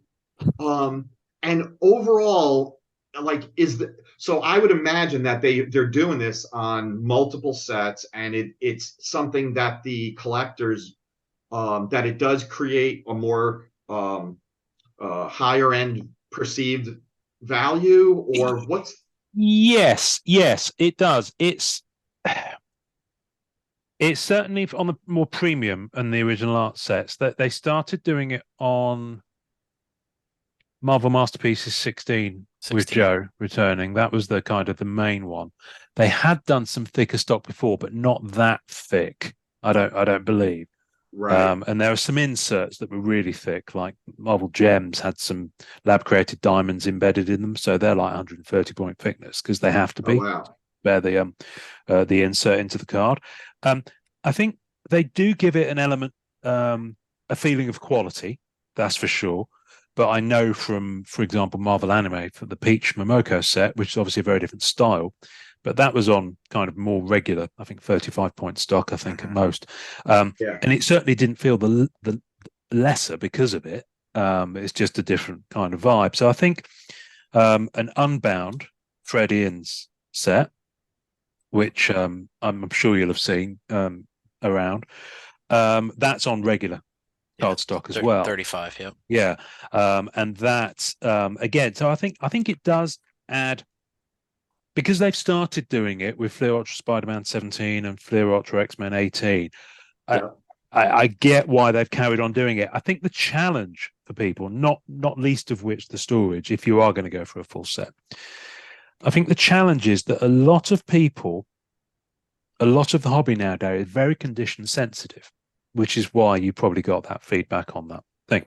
Yeah. Because there's a number of reasons. A lot more people grade the cards now. So with these cards, if you're going to grade a card, you've not just got front and back and edges. You've now got 1, 2, 3, 4, 5, 6, 7, 8 corners to consider. Of course. The cutting across here is taken into account. So it's a lot more difficult to get higher grades on this thicker stock. Not impossible, but it is, there are more things that can go wrong. There are more things that can trip you up, I guess is the thing to say with it. And then the other element, of course, is storage. Now, I'm a binder guy for the most part. Yeah. I'm moving to one touches and the top loaders for some of my sets, because that's my, so autographed Marvel movie autograph cards I put in one touches now, because they're kind of they feel different. If it's an autograph of a famous person, it's part of your experience and connection with that property, so you kind of want to look after it. But if you're going to be bindering, it is tough, because you've got to consider, if you're going to have these binders, then they're going to stand upright. One of the biggest challenges is, you see it sagging with the weight. Yeah. So one of the biggest challenges you have, if you're going to do this, is not having too thick a binder. This is probably too thick. Yeah. You have to split it down across a couple of binders. Okay. Especially if you're going to go for the parallels as well. Yep. You think about this is Fleer Ultra Spider-Man 2017. This is the base set and most of the inserts, not all of them. I'm going to be splitting this over 2 binders. I'm going to put the insert set, the chase set, the base set into one, and then the opposite. And I'm going to slipcase them, get those slipcase binders, which means that the pages can't sag below the frame of the binder. So it's possible to do it, but you've got to bear that in mind. And also, you've got to get the right type of pages, so that when you slide the card in, you're not digging up the corners, and that the pages have got enough give, and there are certain brands that you've got to go with. So it's quite a commitment, Tom. I'm not going to lie. So no doubt about it. And this is the beauty of this whole collectability, the passion that you guys have to actually do all of that. That's what allows us to make a living doing this stuff. So, I have 100% appreciation for all the efforts that the collectors go through to keep this stuff going. It's great fun. I do have a question for you. So if you look at, behind me, is a bunch of the trading cards that I've done, and they're in those screw down. Yeah. The Ultra Pro ones, I think, The do those. BCW, yeah. BCW do them as well. Mm-hmm. So those available with the thickness of these cards? I was going to ask you that very same question actually, because I want to get that 3x3 into one of those, but I don't know if they make them thick enough. As of the last time I looked, they don't. But there's a guy on eBay that people post about in the group. I think it's like Hardball 34. He'll make one, but the BCW ones will only fit like they'll fit like Magic sized things. Gotcha. And that's it. Okay, because that's the big question. Because as you can see over my left shoulder, there's a blank spot, and I am looking. At some point, I wish they would make some of the screw downs to just hang and display these cards, because I think my last two sets, the X-Men set and the one before that, I don't have hanging on my wall, and I would love to put them up with the rest of the cards. There will be two coming. It's going to be a Kickstarter in a couple of months. Somebody's come up with a frame that you can stick a one touch in, and then it's going to be interchangeable. I'll have more information on that. We debuted them at a gallery show I put on for Magic APs back in January. Okay. They work really well. I don't have one here because you heard it here first, folks. This is mind blowing. You're right. I sent mine out to the gallery because they needed it while they were waiting for the other ones. They'll be back here on Wednesday, but that could be an option for people with thicker cards because it will fit a regular one touch. Oh man. Wow. Okay. So Donnie, when that information comes, I will support. So I will hit you up with it, and I'll put it in the group because it was born from Magic side, but it has a lot of sports and Marvel and crossover. Well, Donnie, I'm hoping Donnie will come back on the podcast and talk about it when he's ready to launch it. Sure, you can have, maybe we can do some show and tell or images on the screen or I'll have some here. I'll make sure I say when it's a product put out by Hit Point Press. So they do a lot of Dungeons and Dragons, 5e adventures and things like that. But they make a lot of cool gaming accessories too. So I'm going to help those guys promote it a little bit. But it's a really neat thing. I've had them here in hand. I just don't have one now. But I'll have some next week to show off. Yeah. In the meantime, Tom, I'm going to hook you up after this with the contact name of the guy who does that hardball. So he does make custom stuff. So if you want something to get stuff on your wall, in the meantime, then he'll pretty much make it to order. Because the thing is with the originals, of course, you've got 10 of them. Yeah. So he'll be able to do you a 2 rows of 5. Right. Okay. And his stuff is good, and it's not particularly expensive. Yeah, he does a good job. It's really good. I can't remember his name now. I think it's Jeremy. Someone. Anyway, well, I'll find his details and I'll swing them over to you. Fantastic. Lovely guy. I've been meaning to get some done as well, because this is the other thing about these sets, Tom, is that gone are the days of not gone are the days. I'm going to rephrase that. It's very challenging and a little bit disillusioning now, I think, if you're someone who used to collect master sets back in the 90s, because you could pretty much get a full set from a box, 2 at the outside, unless you were going for those gold printed signature ones, which were a much more longer thing. Nowadays, people, Donnie, you've opened that box. How many cards did you get in the box? It's 12 packs of 6. So 72, but it's like I don't even have a full base set from 3 boxes.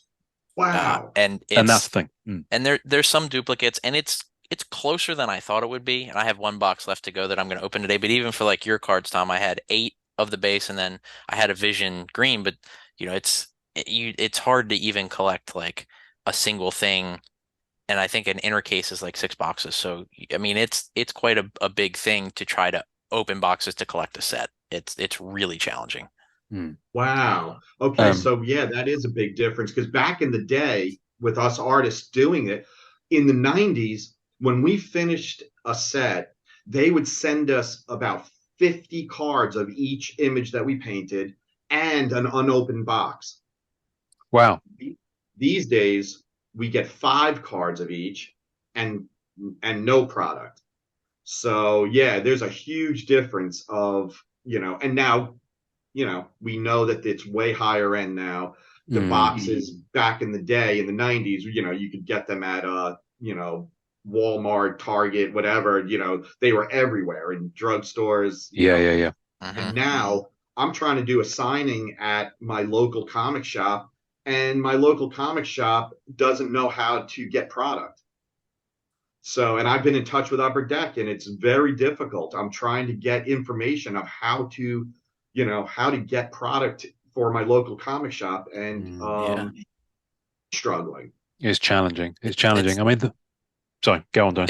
Even for where I live in Maryland, there's one store that can get the Upper Deck sets regularly, and it's like an hour. So I literally have to drive an hour each way to pick up my stuff. And they're a wonderful store. They'll hold it till I can get there on the weekend, kind of thing. But that's it. I mean, even I live right on the Pennsylvania border. There's just not. It's really hard to get cards if you're not buying them online. You try to support your local place. Yeah.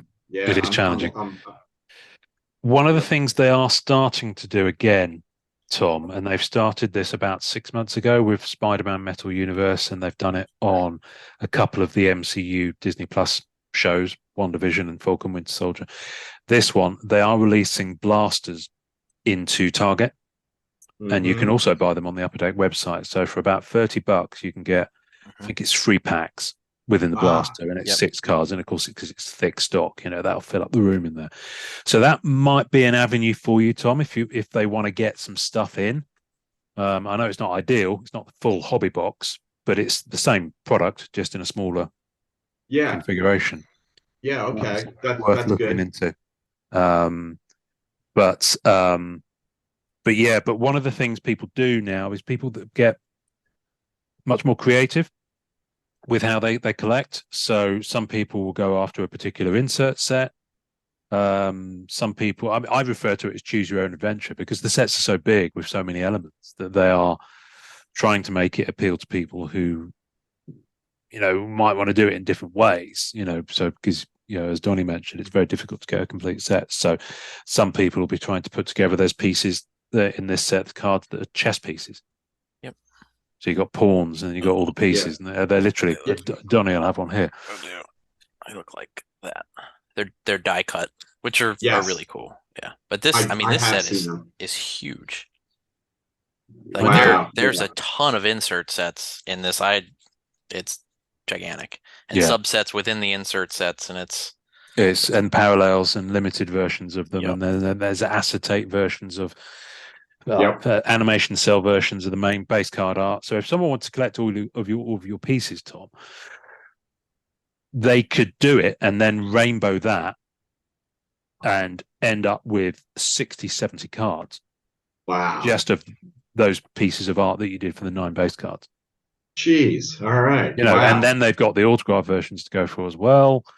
It is a commitment. So, I personally speaking, I'm much more choosy now because I've only got so much space to store these things, But there are some sets with this original art that you just have to get at least the base set of just to have that art. So Marvel Flair is one.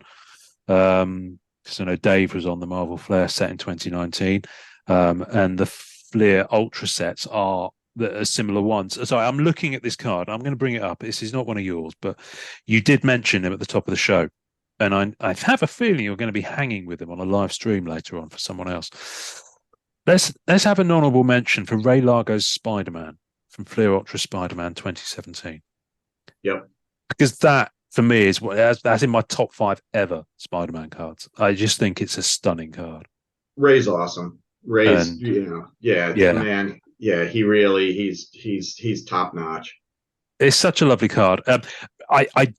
He is on my wish list for this show. So, and we've tried to sync up a few times. So hopefully we can have him come on and talk to him, and he'll be like, "Oh, that Tom Fleming, I can't stand the sight of." No, he won't say that at all, I'm sure. But I do want someone to come on the show once and actually say, "Oh yeah, this such so and so here," and spill some of the beans. But I'm sure it's not like that at all. Are you back out doing cons again now? Are you back up and running with those? Oh yeah. Yep, back up and running at cons. This year I've actually added I added some more cons. I started really kind of going down to just the big ones, Dragon Con, Illuxe Con with IX now. Yep. Galaxy Con Raleigh, which is kind of like my back, like very close to, it's only a couple hours from my house. And Awesome Con in DC. And I've added a couple of smaller ones this year. I'm going to be doing GalaxyCon Richmond in a couple of weeks, actually. So okay. I'm looking. Yeah, that's going to be my first show of the year. March. It's at the end of March. I think possibly the last weekend of March.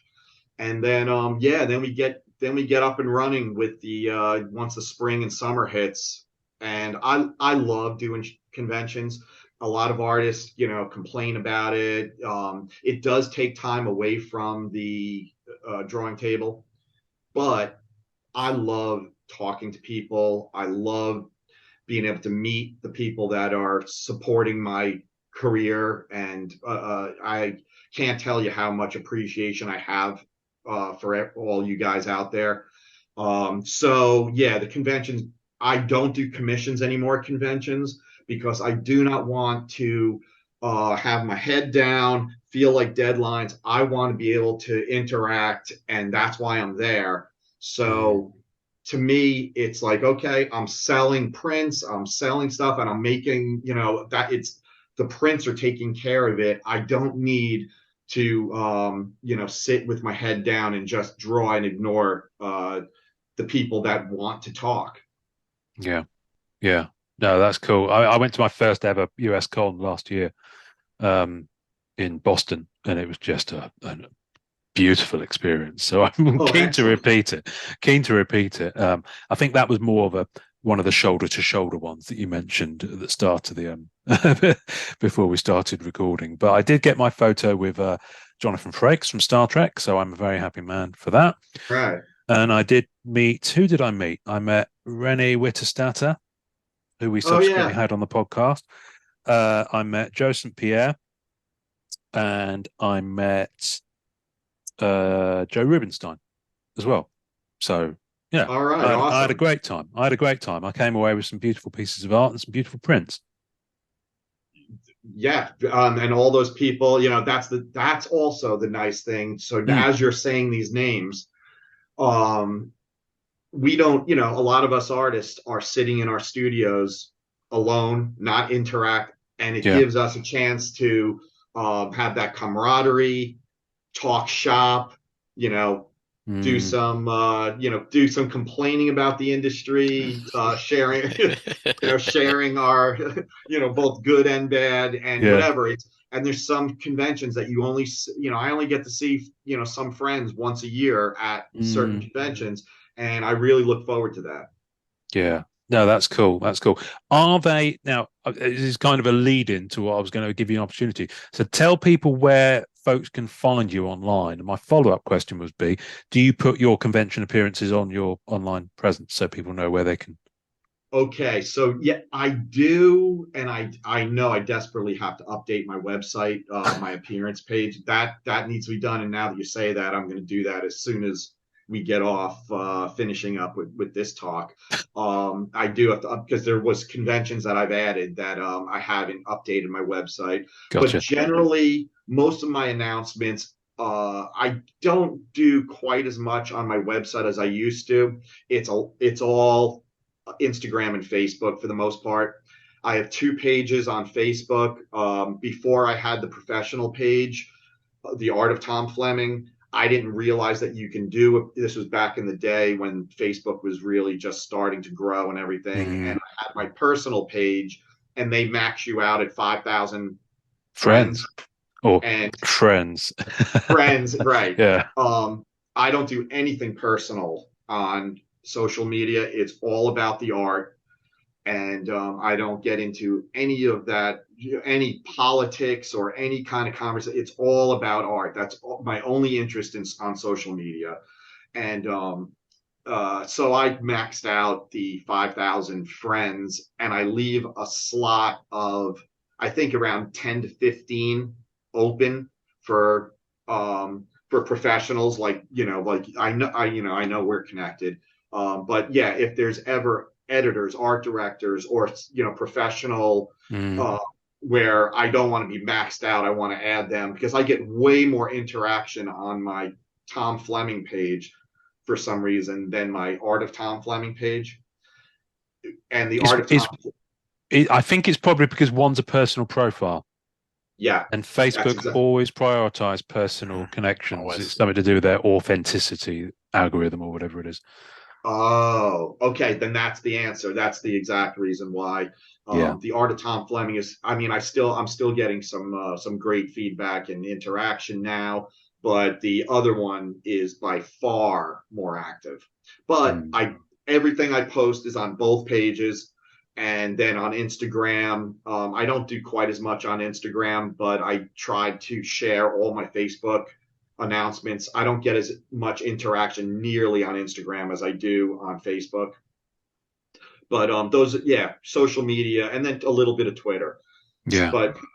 But the social media stuff is really working well.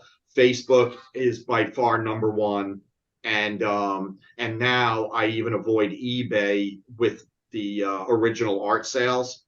I'm doing. I did an experiment with my Wolverine painting from the 2017 set. Was that the Spider-Man? Yeah, that's the Spider-Man. Yeah. Yeah, I reacquired that painting by chance and did a organic live auction on Messenger. So that's the way I do it now, is on Messenger, and I set a start time and an end time, and usually it's like a Friday through a Sunday, and then noon on Sunday. I do that soft ending of, like, if somebody puts in, I don't want sniping, so if somebody puts in a bid, it adds 5 minutes. And if there's no bids by the end of the 5 minutes, boom, auction over. Gotcha. Yeah. Clever. Yep. Okay. And I announced all of that on eBay. I mean, on eBay, Jesus. On social media, on Facebook. And I always announce stuff on the Facebook groups, which has been huge. You guys have been awesome supporters of being able to get the stuff out there. And I'll, if allowed, I'll announce, I'm going to be selling the original Spider-Man painting first. Right. That's coming up. I was going to ask how you were going to do those. Is it going to be auction? But if you announce it, definitely promote it out to the groups. Yeah, definitely. Until there's a reason, I compiled an announcement list of everyone that is interested, that's shown interest in original art. And I'll be blasting through Messenger and updating everybody and letting them know, like, hey, starting Friday at 7:00 or something, here's the base bid that I'm starting with, and then anybody interested can bid. And every time I get a bid, I'm going to update everybody that puts in a bid and give the option of doing it that way, because eBay is just getting too much. Their fees are killing us. You pay a fee for the final listing fee. You pay PayPal for there. It's like, after I paid, I think I sold the Hawkeye piece for this set on eBay prematurely, and I think I lost like 14 or 15% at the end of the day. Yeah, it's about 15%. Yeah, and it's crazy. Yeah. So that's what I said. Try to be, I want everybody to understand that sometimes it's not ideal for the collectors, but we have, like, it's so important for us to be able to make a living doing this, and it's been so many years of underselling my art that I'm watching this stuff that I sold for nothing years ago in 2017 and 1995, where it's being sold for, 5-10 times the amount that I sold it for. And, and I'm all for that. Good. I mean, you guys supported, and, I sold the stuff, that's how I made a living. But now I'm at a little bit more leisure where I can hold on to it and actually get, and get the value that I need to get to make a living these days. Yeah. So there's a practicality, there's a passion and a practicality that have to kind of come into balance with this stuff. Yeah, makes sense. And also the time it takes to do it. Yeah. If you've got 9 pieces, it's bad enough. But if you're doing, who was it? Last week we were talking to Dave Palumbo, and it was crazy. I think he did his original artworks for Masterpieces 2020 in batches, but that was still quite a bit of work. It was 135 paintings, but minus the couple that he gave away and kept, and it was over like 10 weeks, 10 at a time. And it was, but it's, that was the only way to do it. It's a lot of work to get out there, and you don't want to let it linger, but you also don't want to sell it too fast. So that's where I'm at now, is realize that, I've been told that it's beneficial to actually wait for the set to be released before selling the original art, because then there is a published value. And if if the collectors are going to be investing this money in the original art, they want to know that for sure this is going to be released and is going to be an official piece. So I understand that. So this is the first set that I've ever waited to release the original art, or at least most of it, after the release date. And we painted this stuff in 2020. So it's been 3 years of sitting on this work and chomping at the bit of, like, my God, people asking for it and having to put them off. And I feel terrible doing it, but it's an experiment. What can you do? And what can you do? Yeah. So God, finally. I think you're right too, Tom, because you'll be amazed, especially with a character like Spider-Man. Some of these limited parallels of Spider-Man will see high free figure numbers. The printing plates will be up there as well. Yeah. So, you there are schools of thought in the hobby. Everyone's got different tastes and different values, but you consider the fact that some sketch cards by, for example, let's use Joe Jesco as an example. He doesn't do many sketch cards. He did a few for Masterpieces 2016. He's admitted on this podcast that they're not his favorite things to do. But you could buy one of his sketch cards. You could also spend the same amount of money commissioning him to do a bit of work. So, it's crazy, when you think about that value. Just out of interest, have you ever tried sketch cards? Have you ever been asked to do them? Or is it too small for you?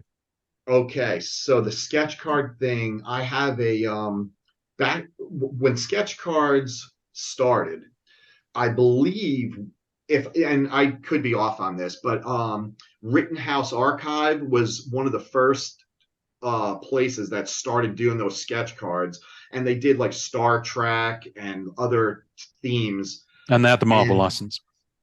So the sketch cards that I was offered back then, they were offering like $2-3 a sketch. And to me, that's just downright insulting. Like, original art for $3, and they're like, but you could do 100 of them. And I'm like, 100 sketches for $300. Like, that is complete. Now I understand that there's young artists, up and comers, that want to get that brand, the Marvel brand, and they want to be, they want to say, like, yes, I've done Marvel work. And that makes sense because, everybody has to pay their dues and stuff. But financially, and I know things have evolved and changed. Sure. So I hope I'm not speaking out of turn, because I know things are different now. It just never made financial sense for original art to do original art at the prices that that I've been offered. Mm. So in this, I know that Upper Deck offered me an original sketch project to do a few, but I couldn't answer yes or no in time, and they were like, "We literally need an answer right now," and it passed me by.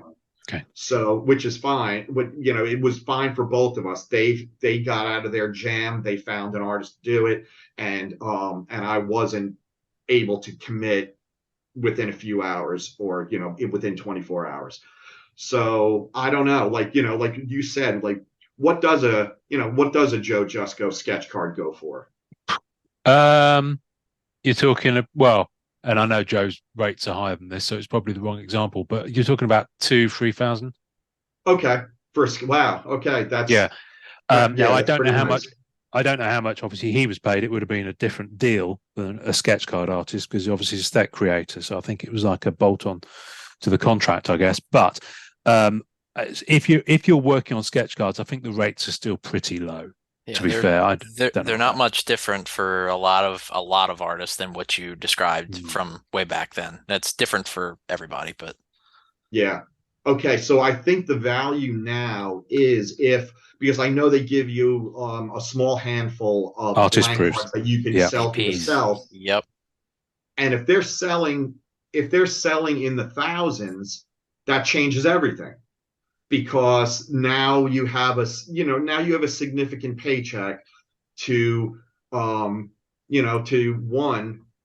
take care of Upper Deck, who has been really good to me, and I don't want I have no complaints about the way they've treated me. It's very, very much the opposite. So if that's going to help them out, then and make sense for me, I'm for it. It just got to make sense for everybody, and sketch cards never did make sense for me in the past. So I'm open to hearing about other options and what they offer now. Hopefully they'll be listening to this and furiously scribbling down and going, right, get Tom on the phone. Get Tom on the phone. Yeah, right. Yeah. Let's see if we can thrash out a deal. Yeah, and it's it's all good. It's all good. I've rambled away. You've rambled away. Donny, did you have anything else you wanted to ask? Sorry, no, I've asked all my questions. I wanted to hear about card art. That's my jam. So good. Well, there you go. Yeah, I'll give you one quick story with card art, because you mentioned the what was it, 2018 Flair or 29 Flair 2019 it was. 19. Yeah. So you just mentioned that, and it triggered a little story, a memory. That said, I only had time to do 2 cards, and they gave me Venom and the Punisher.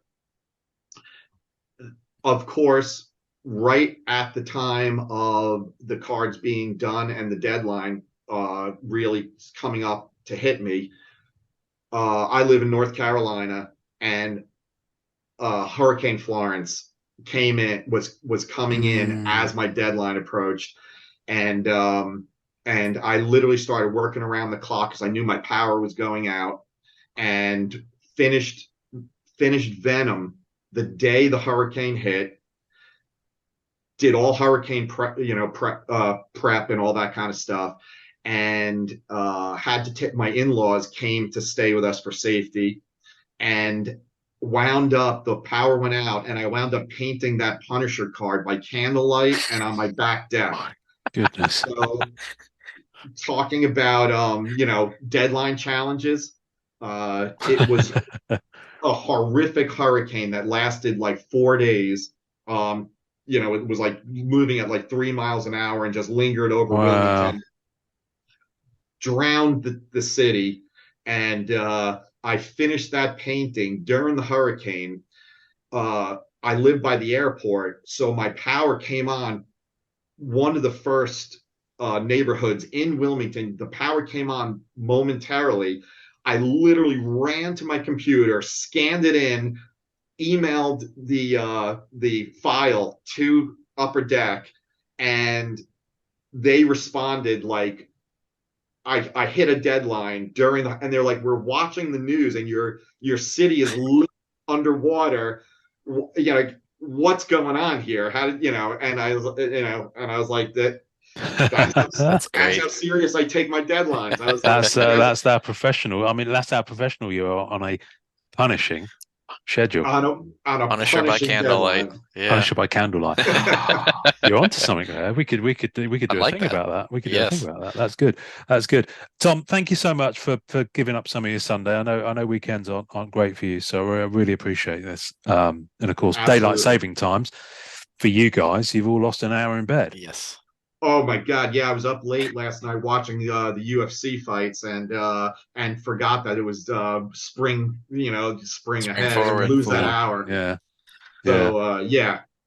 Good. I'm glad we got this done finally. We've been talking for a while, and I know that it's been a little bit tough coordinating, but my appreciation goes out to everyone out there. Thank you for you listening, if you're listening right now, and making it possible for me to make a living doing this.